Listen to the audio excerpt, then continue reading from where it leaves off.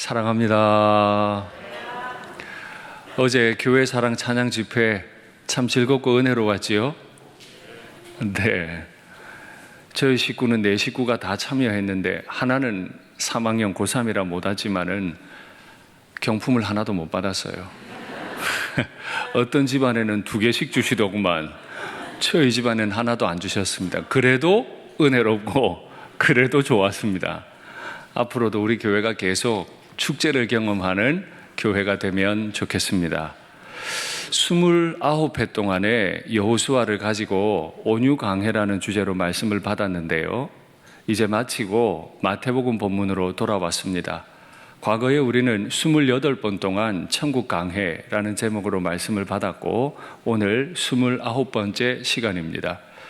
그래서 앞의 내용을 잠깐 요약하도록 하겠습니다. 마태복음 1장과 2장에는 다윗의 자손으로 태어나신 예수님에 관한 기록이 기록되어 있습니다.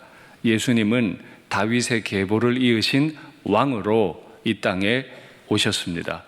왕으로 오셨기 때문에 3장에서는 대관식이 진행이 됩니다. 세례 요한을 통해 세례를 받으실 때 하늘로부터 성령이 임하여 내리셨습니다. 그게 바로 대관식이었죠. 왕이 태어나셨고 대관식도 마쳤기 때문에 이제 할 일은 이 땅에서 왕 노릇하고 있는 거짓 왕과 부딪혀서 전쟁을 하는 거죠. 그래서 성령에 이끌려서 예수님은 광야로 나가셔서 이 땅의 거짓 왕 마귀와 싸워 승리하셨다. 이것이 4장까지의 내용이고 5장, 6장, 7장은 예수님께서 그 나라를 세우심에 있어 그 나라의 헌법이 무엇인지 설명하십니다. 그 나라의 백성들은 그 나라의 왕과 어떤 관계가 있는지, 그 나라의 백성들끼리는 어떻게 살아야 하는지, 이 나라는 무엇을 위해 존재하게 되는지 5장, 6장, 7장을 통해 설명하십니다. 그리고 8장, 오늘 본문이 이어집니다.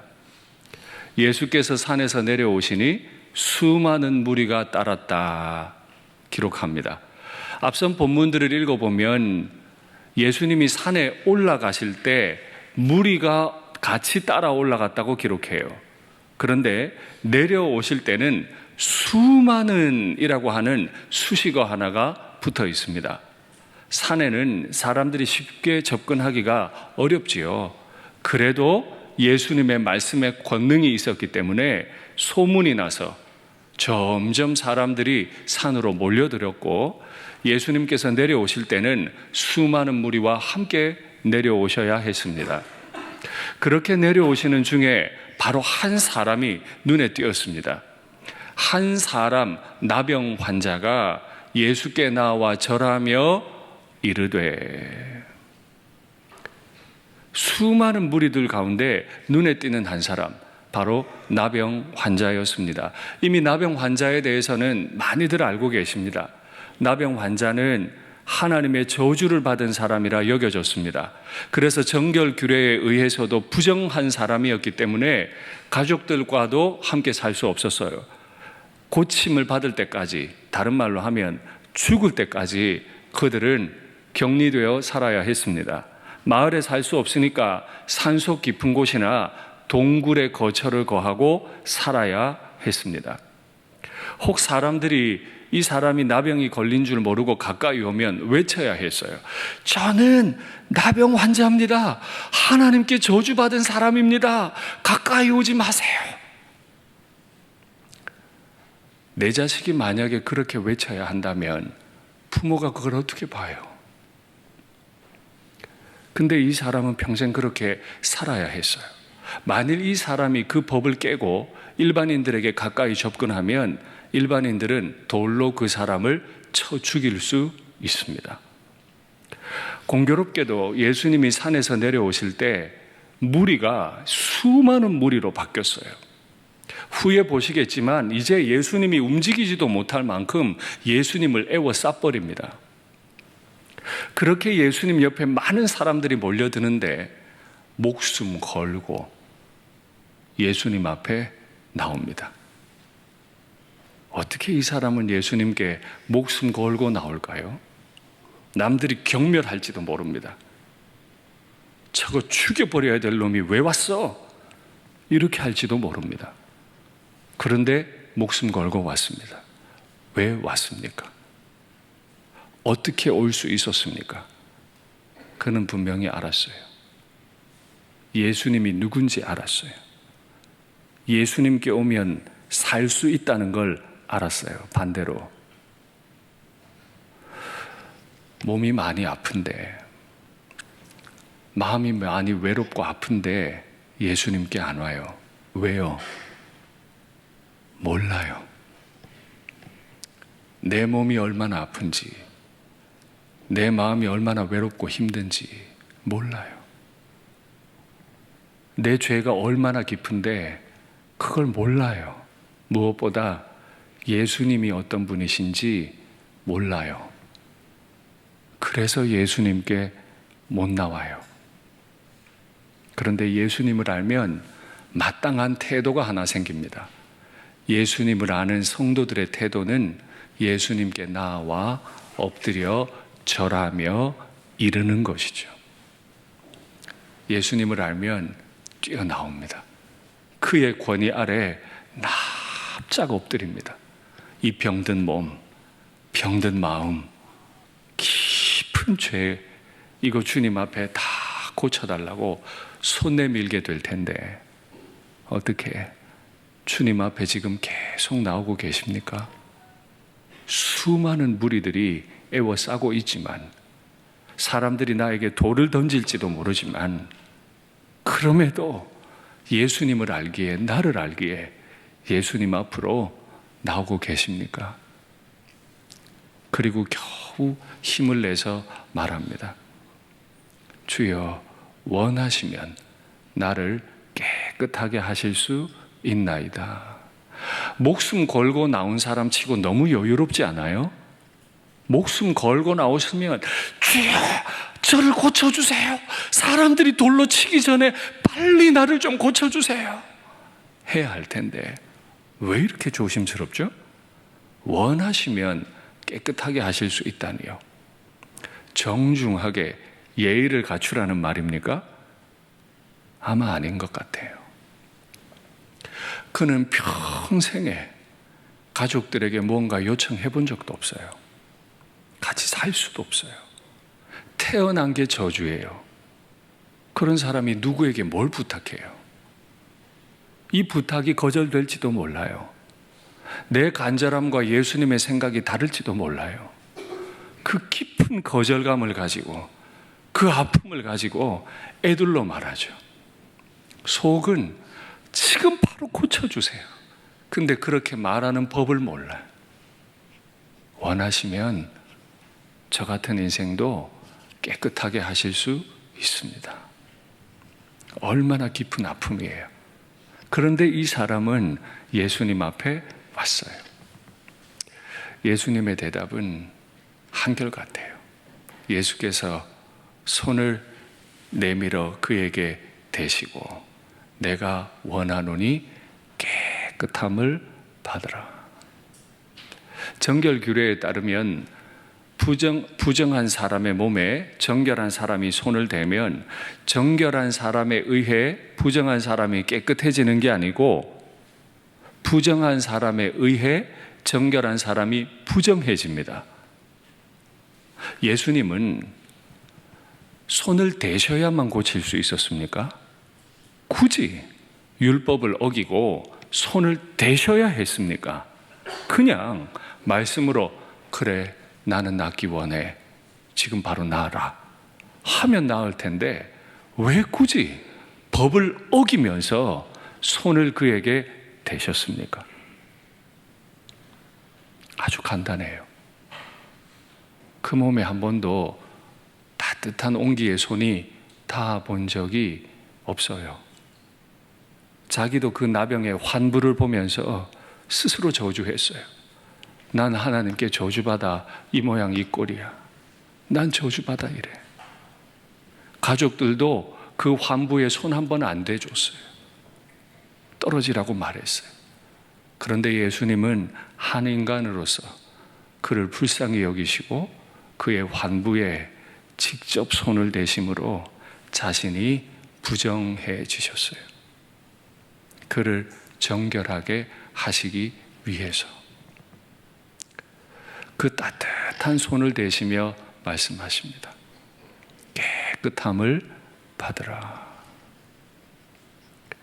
그랬더니 오늘 본문을 보니까 즉시 그 몸이 깨끗하여진지라. 할렐루야.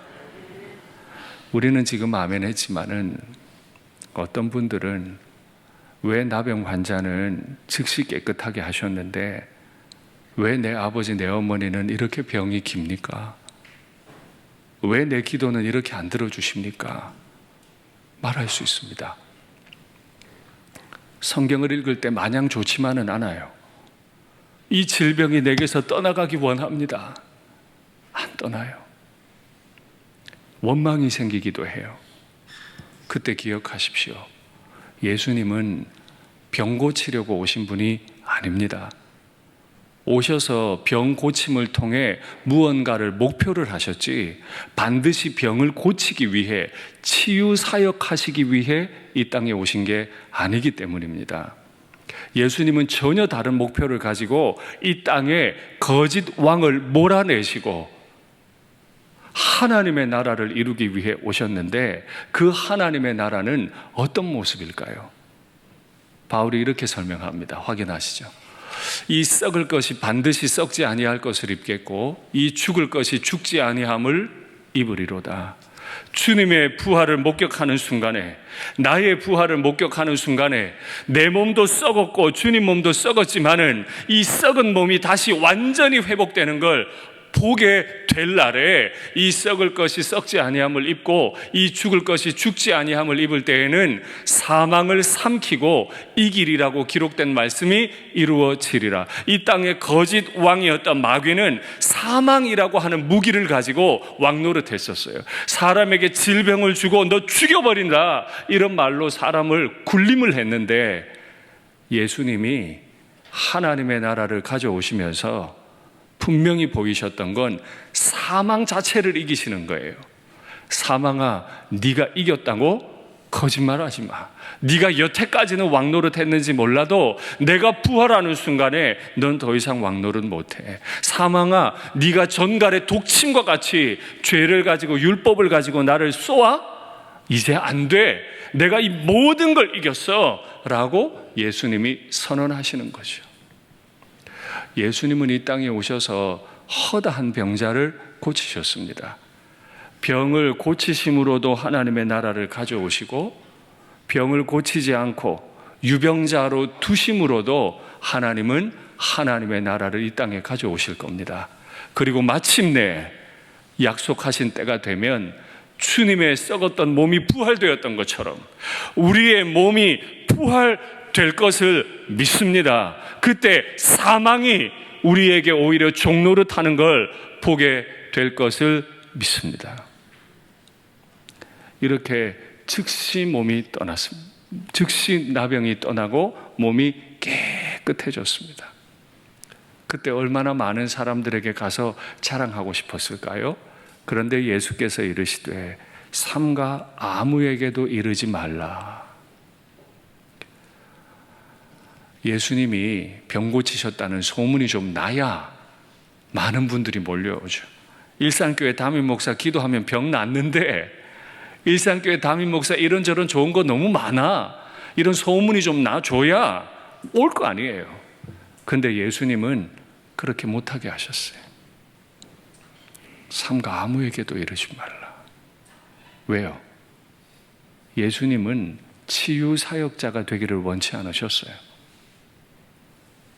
왕을 갈아치우는 이 땅에 참 생명의 나라를 가져오시는 왕이 되기 원하셨지 한두 명 병 고치는 일을 하는 사람이 그렇게 사람들에게 인식되기를 원치 않으셨어요.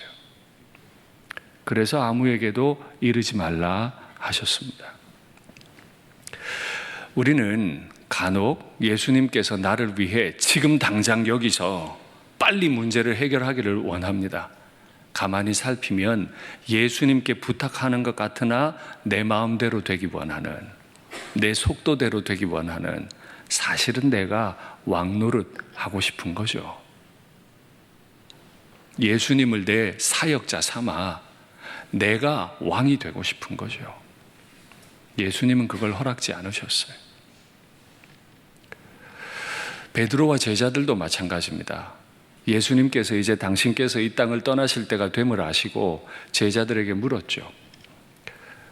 너희는 나를 누구라 하니? 베드로가 대답을 잘했습니다. 주는 그리스도시고 살아계신 하나님의 아들이십니다. 신앙 고백이 정확했어요.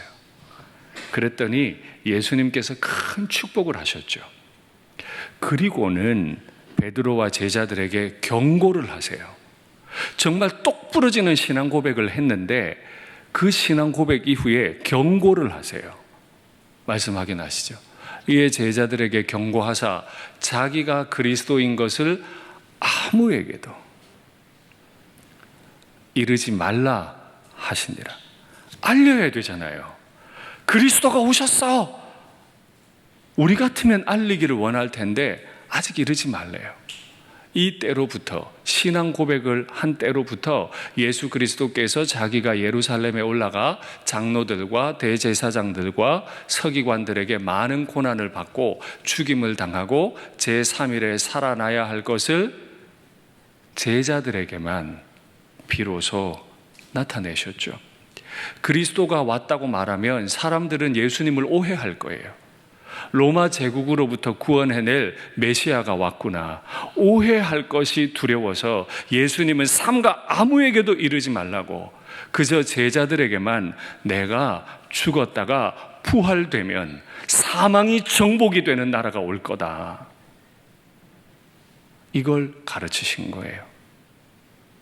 이 좋은 말씀을 들어야 할 텐데 신앙 고백을 했던 베드로가 바로 그 자리에서 실패합니다.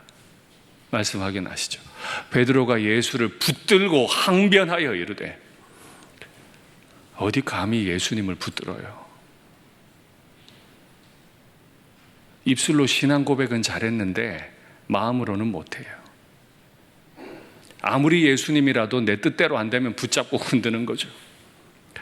성도의 마땅한 태도는 주님 앞에 엎드려 절하며 기도하는 것이지 예수님 붙들고 항변하는 거 아니에요. 우리가 주님 따라왔는데 죽으시면 어떡합니까? 부활은 이해도 안 돼. 이 일이 결코 주께 미치지 아니하리이다. 주님이 이 일 하러 왔는데 주님 붙들고는 이렇게 하시면 안 돼요. 이게 우리 교회 생활 아닌가요? 예수께서 돌이켜보세요. 아마 베드로가 등 뒤에서 붙잡았나 보죠. 안 된다고. 베드로에게 이르시되 사탄아 내 뒤로 물러가라. 방금 전에 신앙 고백했을 때 요한의 아들 시몬아 네가 복이 있다. 칭찬받은 바로 그 자리예요. 사탄아 내 뒤로 물러가라. 우리는 복 있는 사람으로 행동하다가도 바로 그 자리에서 사탄같이 행동할 수도 있습니다. 담임 목사가 말씀의 종이 되었다가도 사탄의 종이 되기도 합니다. 베드로는 신앙 고백을 할 때 자신이 스스로 예수님을 알아 고백한 게 아니에요. 내 아버지께서 알게 하셨다. 그 안에 성령이 계시면서 베드로에 알게 하신 거예요. 그런데 지금 베드로의 마음에 역사하는 건 사탄이에요. 가정에서 교회에서 다 주를 위한다고 하나님의 영광을 위한다고 말해 대지만 내 마음이 주의 인도하심을 받았는지 사탄의 인도함을 받았는지 우리는 알지 못해요. 조심하셔야 돼요. 올려주세요. 네가 하나님의 일을 생각하지 아니하고. 베드로 끔찍하게 주님 사랑하는 것 같죠? 네가 하나님의 일을 생각하지 아니하고. 열정 다 했는데 너 하나님 일한 거 아니야. 도리어 사람의 일을 생각하는도다. 자꾸 사람의 일을 생각하면서 하나님께 영광 돌린대요. 이게 우리예요. 조심하고 계십니까? 주님 앞에 조심하고 계십니까? 그런데요, 주님께서 여기서 멈추지 않으세요. 삼가 아무에게도 이르지는 말지만은 네가 지금 빨리 제사장에로 가서 제사장에게 네 몸을 보이고 모세가 명한 대로 예물을 드려 그들에게 입증하라 라는 어려운 명령을 주십니다. 아무에게도 예수님이 내 병 고쳤어 이런 거 소문내지 마. 그런데 한 사람에게는 가. 제사장에게 가서 몸을 다 보여줘. 네 몸이 나은 걸. 그리고 예물을 드려라. 그렇지. 아니, 여태 나병 환자로 살았는데 무슨 돈이 있어요? 순양 한 마리 어디서 가져와요? 결국 교회는 헌금 말하는구나. 결국 돈 가져오라는 소리구나. 제사장들 자기한테 양 가져오라는 소리구나. 과연 그럴까요? 예수님이 그것 때문에 순양 가져가라 그랬을까요? 하나님이 그것 때문에 모세에게 예물 가져오라 했을까요? 아니요. 입증하기 위해서인데 뭘 입증하기 위해서요? 나병이 나았음을. 그러면 나병이 나았음을 제물 없이는 입증 못하나요? 할 수 있죠. 이미 나았는데. 그럼 하나님 앞에 빈손으로 나오면 안 되기 때문에 뭐라도 들고 가라는 소린가요? 아니요. 우리 하나님 거지 아닌데요. 전혀 다른 의미가 있어요. 모세가 율법에서 뭐라고 말했는지 확인하시겠습니다. 정결하게 하는 제사장은 이제 어떤 사람이 부정의 상태에서 정결해지러 왔어요. 그러면 그 직무를 감당해야 하는 제사장은 부정했다가 정결함을 받은 그 사람을 앞에 놓습니다. 그리고 그 물건들을 회막문 여호와 앞에 두고는 그 정결함을 받은 자가 아마 어렵게 가져왔겠죠. 어린 순양 한 마리를 가져다가 기름 한 록과 아울러 속건제로 드리되, 원래 이 정결해진 사람을 제물로 드려야 되는데 그렇게 제물로 드리면 이 사람 죽잖아요. 그래서 이 사람 대신에 어린 순양 하나를 하나님 앞에 드려요. 그러면 이 제사를 통해 이 사람이 깨끗해졌음을 입증해 주는 거예요. 그런데 제사의 내용은 속건제인데 제사의 방식 하나를 율법이 설명해요. 여호와 앞에 흔들어 요제를 삼고. 원래 이 사람을 제물로 드려야 합니다. 그런데 이 사람을 제물로 드릴 수 없으니 양 한 마리를 드리는데, 양 한 마리를 드리는 방식이 요제라는 방식이어야 한다. 요제할 때 요자는 흔들 요자를 씁니다. 제물을 들어서 흔드는 것이 제사의 방식일 때 그걸 요제라 그래요. 제사장이 그 부정했던 인생이 가져온 힘을 다해 마련한 순양 한 마리를 듭니다. 그리고 이 순양을 앞뒤로 흔들어요. 이렇게. 이 앞뒤로 흔드는 걸 요제라. 앞으로 흔들면서 주님, 이 양을 주님께 올립니다. 원래 누가 올라가야 돼요? 나병 환자가. 주님이 부정한 자가 하나님 앞에 올라갑니다.